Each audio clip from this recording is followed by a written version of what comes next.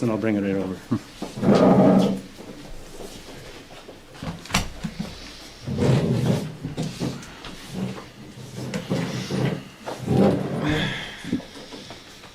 Thank you.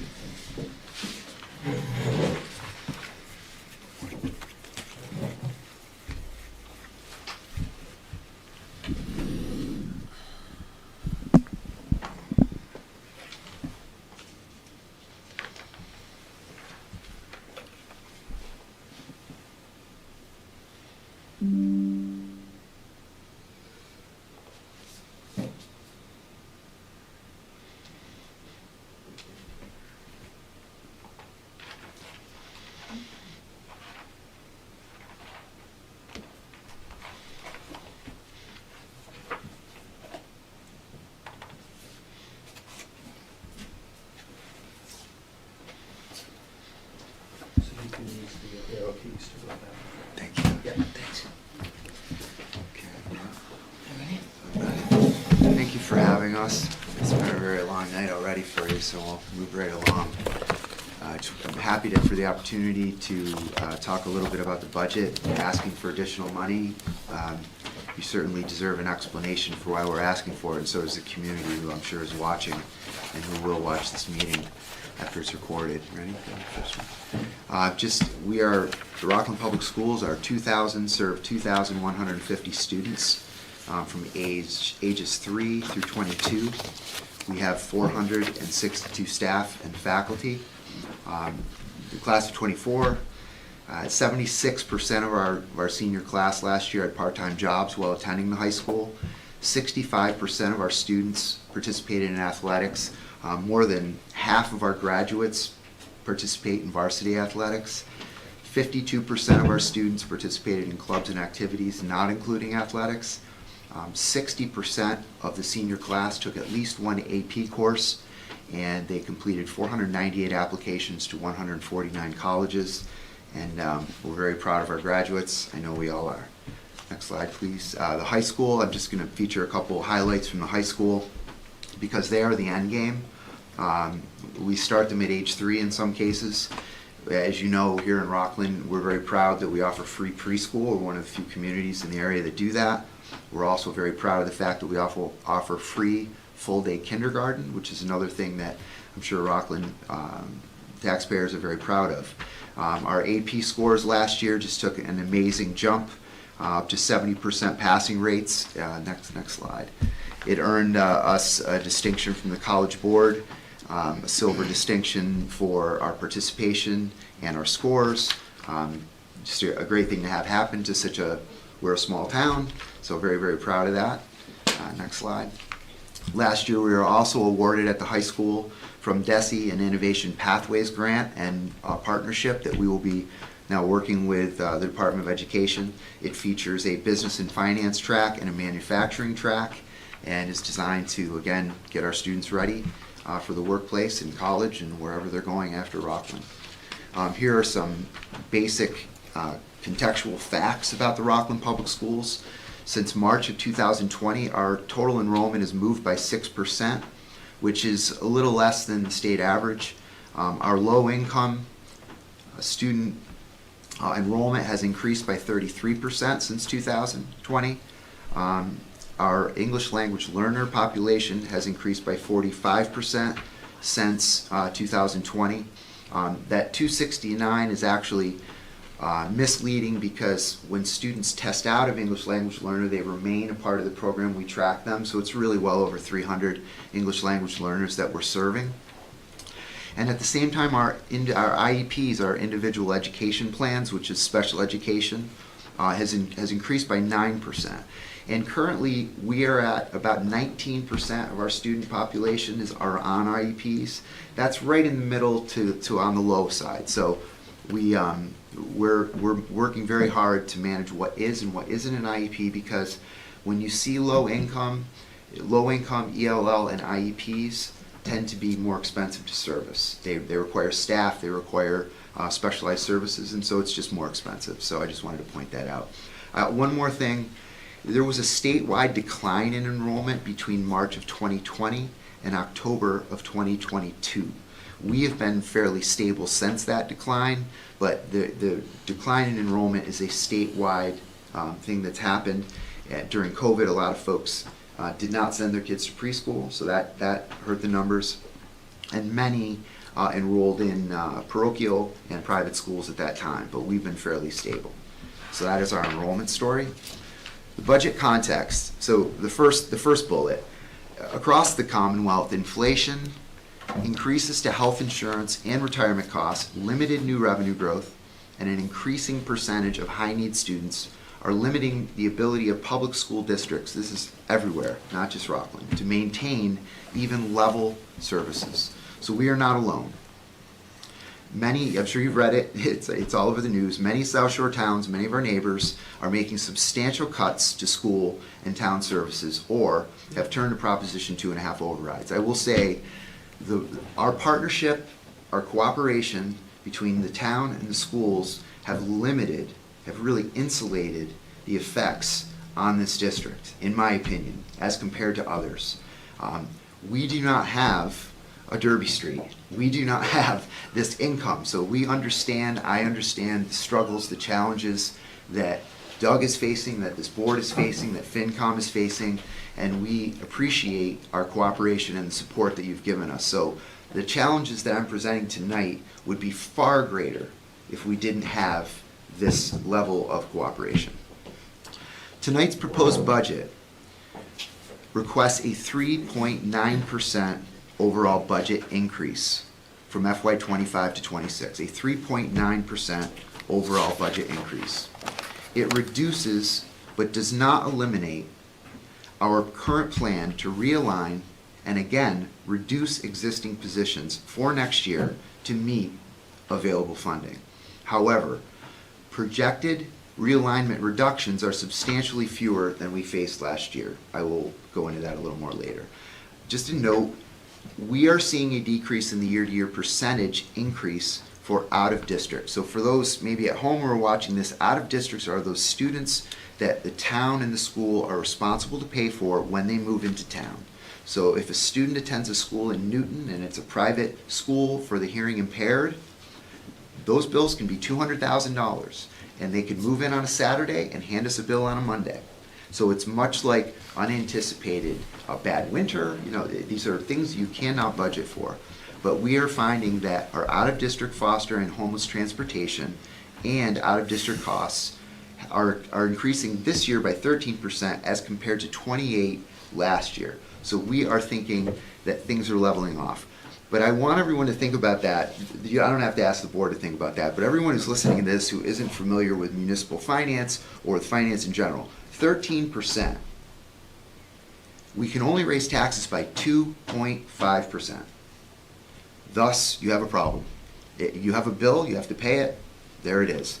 Last year, the state of Massachusetts handed every out-of-district provider, and we work with 30 of them, a 14.6% increase.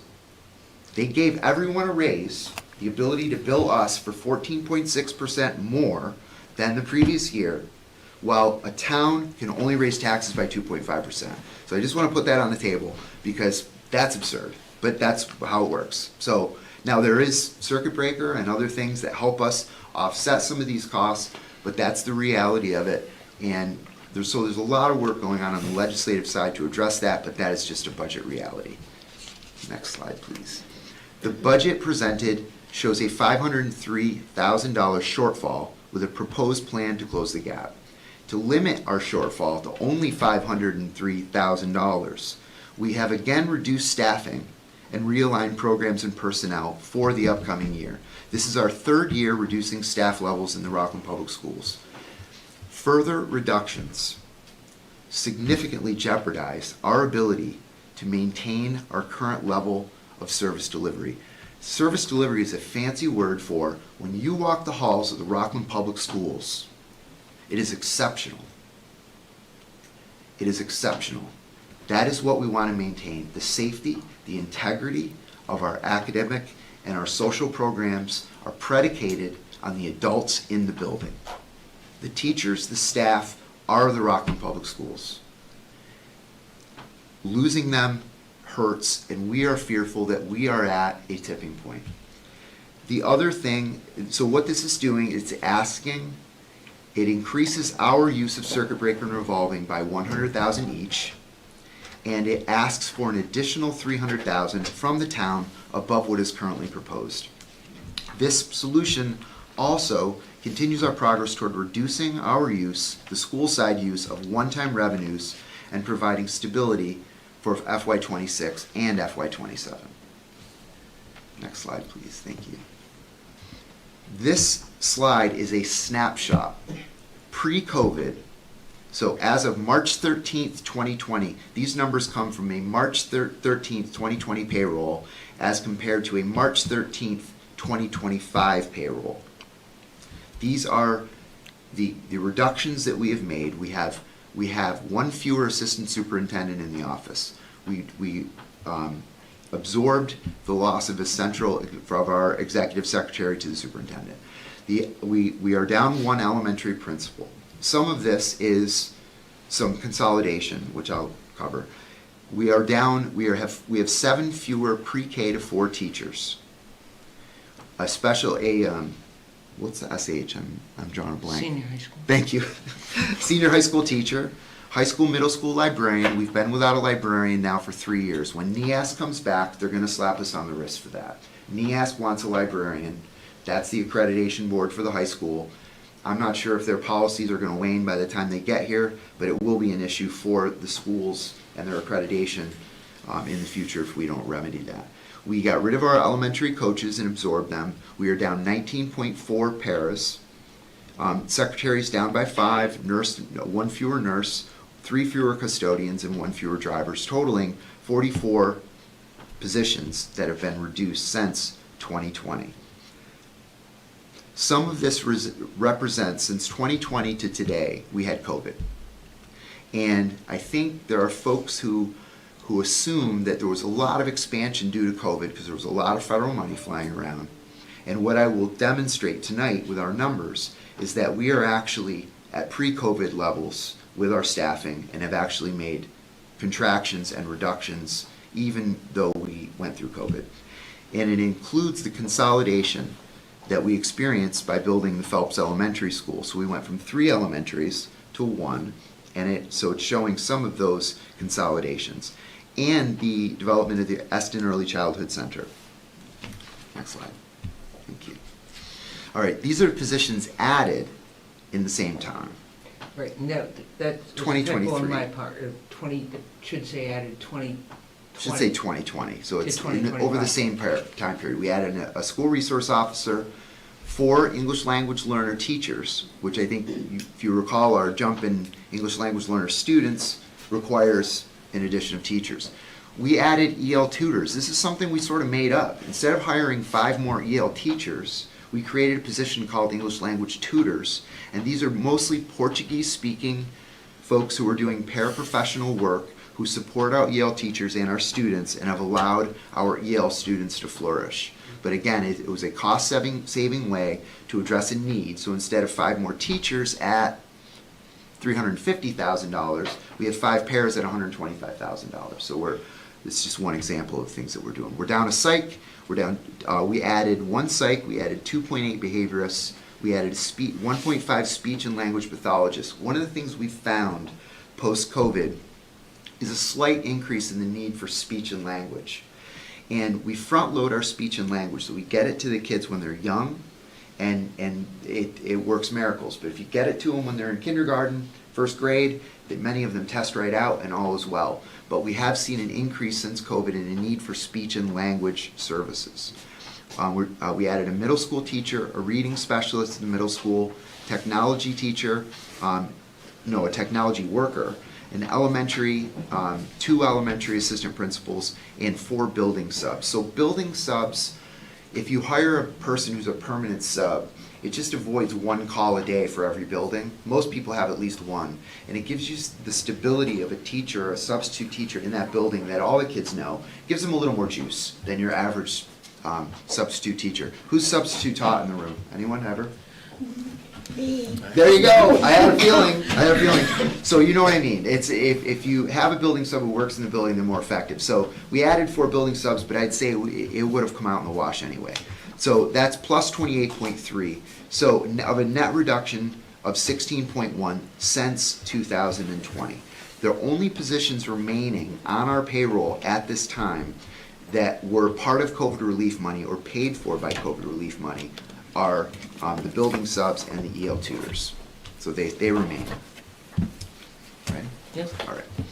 So this is what we cut last year. Just last year, coming into this year. 1 assistant superintendent, 1 elementary principal, 1 kindergarten teacher, 1 grade 3 teacher, 1 sped teacher at Eston, sped teacher at Phelps, 4 instructional coaches at Phelps. I want to just, instructional coaches, they get in and do work that keeps kids from being on IEPs. So a lot of these positions that we're losing, these interventionists, you have interventionists to reach students before they need an IEP. You know, parents, I'm a parent. If my student was having, I know parents who tell me, my child didn't talk until they were 2. It's terrifying. These are interventionists, get in, they work with the kids, and they really help. So we cut them because you cut them before a classroom teacher.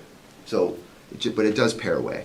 We reduced by 4 full-time sped paraprofessionals, 5 part-time sped paraprofessionals at Phelps, the librarian at the middle school, high school, a sped teacher at Rogers, a grade 8 Spanish teacher at the middle school.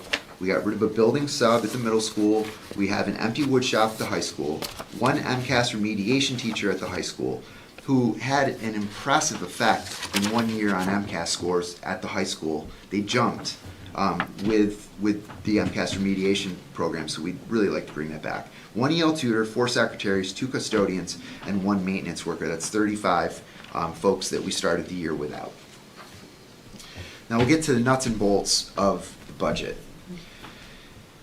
The top line is our salary line. Over 3 years, our salary line has increased by 6%.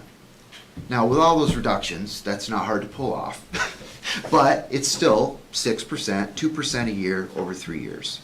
We are seeing an out-of-district stabilization and a reduction in foster and homeless transportation costs. And again, those were those 23%, those really big numbers that are kind of hard to get your brain around.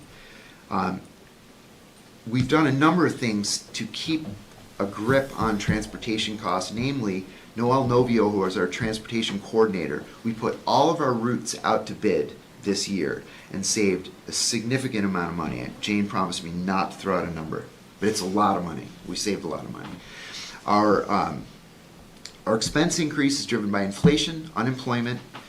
Middle high school is now at about 11 years old, so we're starting to have to fix some things there. Maintenance costs and fuel costs. So that is what has driven each one of those lines primarily. Next.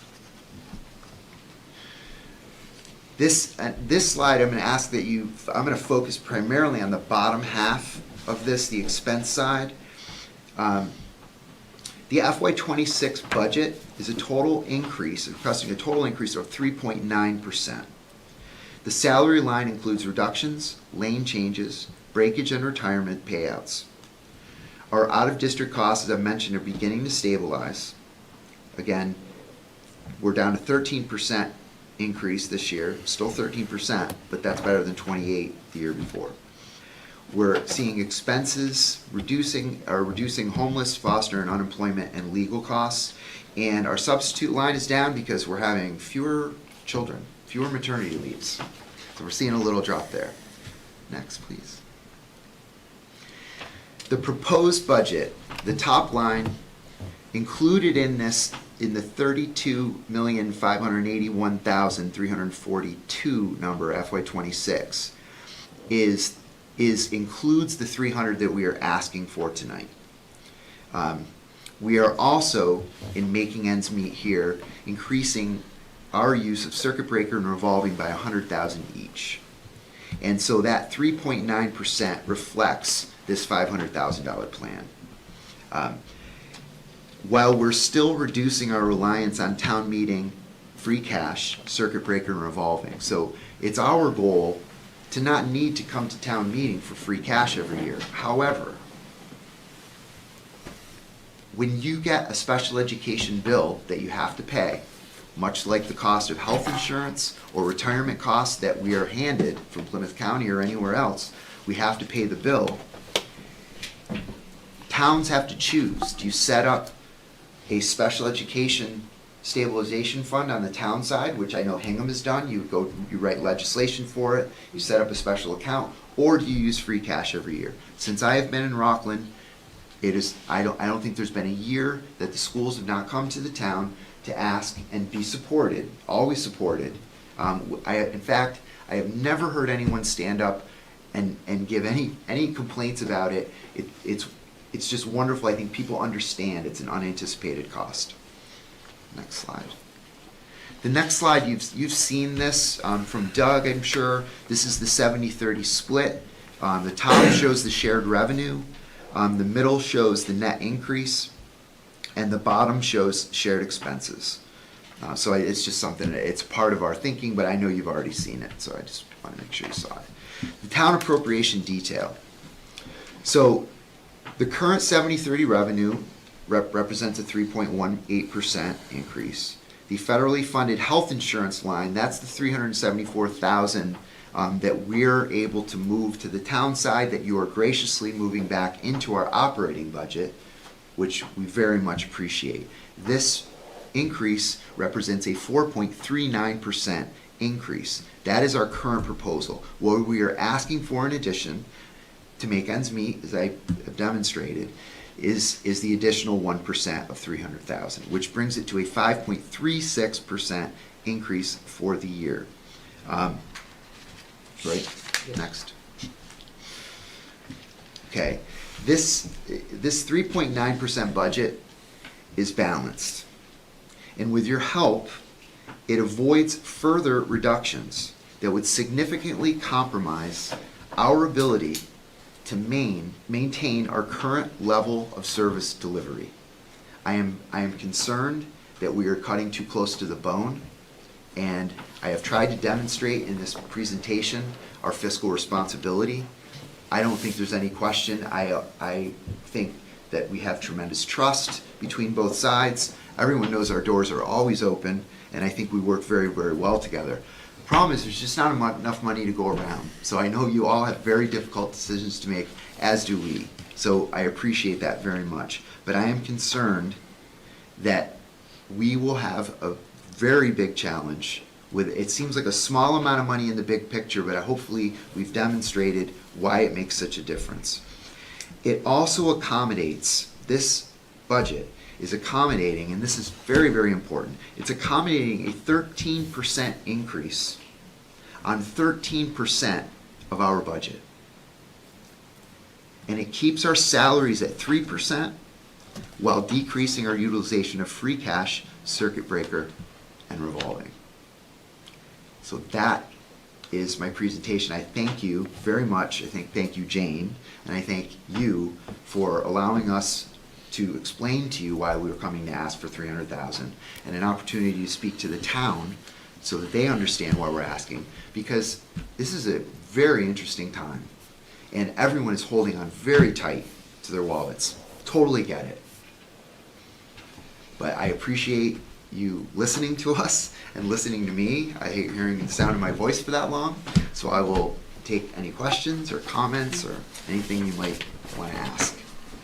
Thank you. And I also want to acknowledge School Committee Chair Jill Maroney and School Committee Member Jamie Hennessy for also joining us today. Do we have questions?